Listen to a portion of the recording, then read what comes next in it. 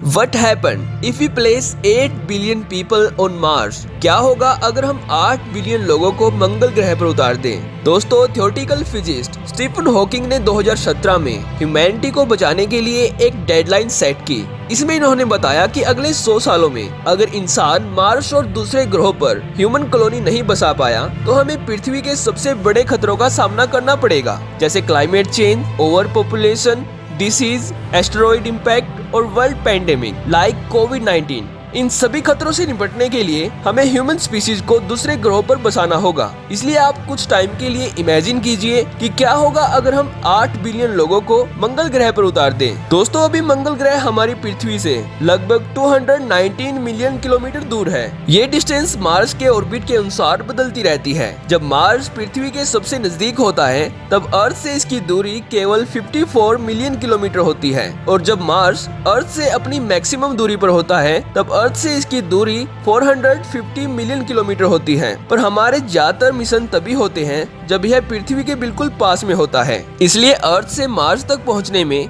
हमें अलग अलग टाइम लगता है। ये चीज डिपेंड करती है अर्थ से मार्स की शॉर्टेस्ट डिस्टेंस पर और स्पेसक्राफ्ट की स्पीड पर।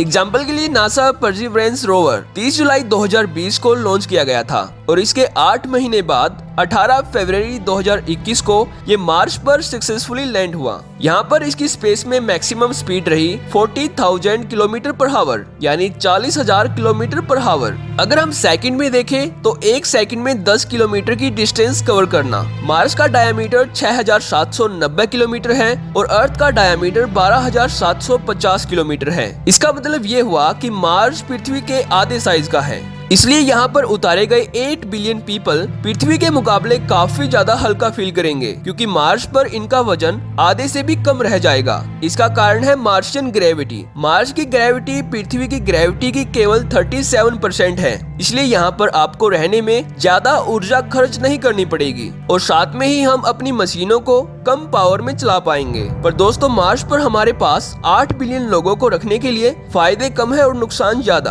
क्योंकि इन 8 बिलियन लोगों को जिंदा रखने के लिए इन हर एक के पास अपने स्पेस सूट होने चाहिए, जिनकी कीमत करोड़ों रुपए होगी। क्योंकि मंगल ग्रह पर कोई ओजोन लेयर न होने से सूर्य की खतरनाक radiation ultraviolet exposure human skin को कुछ ही सेकंड के अंदर पूरी तरह से जला सकती है। तो स्पेस सूट के बिना यहाँ पर ये 8 बिलियन लोग जिंदा नहीं रह पाएंगे। मंगल के ज्यादातर इन्वायरमेंट में CO2 भरी पड़ी है, इसलिए इन स्पेस सूट में पर्याप्त रूप से और हल्के ऑक्सीजन टैंक होने चाहिए, जिससे ये करोड़ों लोग मार्स पर आसानी से सांस ले सके। इसके बाद इन करोड़ों लोगों को जिंदा रखने के लिए दूसरी सबसे बड़ी चीज है वाटर। मंगल ग्रह पर कोई स्टेबल इन्वायरमेंट न होने के कारण यहाँ पर पानी अपनी लिक्विड फॉर्म में नहीं है। मार्स का ज्यादातर पानी बर्फ के रूप में इसके नॉर्थ पोलर आइस कैप में जमा हुआ है और कुछ परसेंटेज वाटर इसके इन्वायरमेंट में वेपर की फॉर्म में है। मंगल ग्रह का लो टेम्परेचर और लो प्रेशर पानी को इसकी तरल अवस्था में रहने नहीं देता। इसलिए हमें 8 बिलियन लोगों को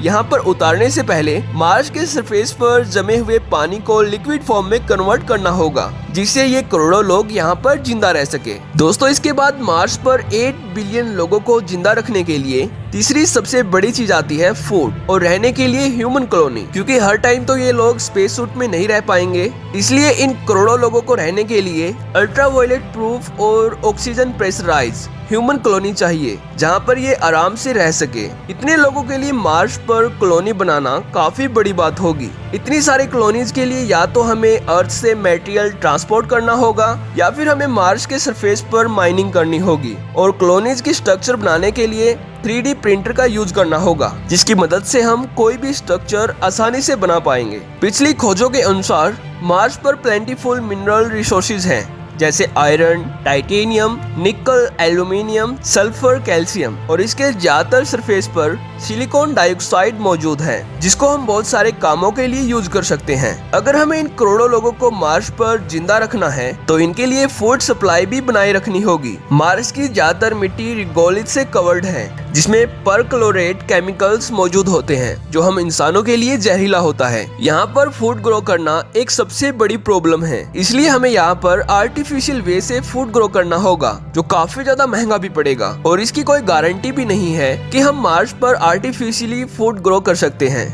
अगर हम अर्थ से ट्रांसपोर्ट करें तो इतने सारे फूड को ट्रांसपोर्ट करना ये भी एक चुनौती होगी, जिसको शायद हम पूरा कर सके और करोड़ों लोगों की लाइफ सेव कर सके। दोस्तों, इस वीडियो से हमें पता चलता है कि मार्स एक बंजर ग्रह है जहाँ पर इंसानों को जीवित रखना काफी ज्यादा कॉम्प्लिकेटेड है। अगर मार्स के एनवायरनमेंट को हम इंसानों के लिए सेफ बना पाए तो शायद हम यहाँ पर रह सकते हैं, नहीं तो यहाँ पर रहना अपने आप में एक चुनौती है। तो दोस्तों, इस वीडियो में इतना ही। अगर आपको ये नॉलेजफुल वीडियो अच्छी लगी तो वीडियो को लाइक कीजिए और हमारे चैनल को सपोर्ट कीजिए। तो थैंक्स फॉर वॉचिंग।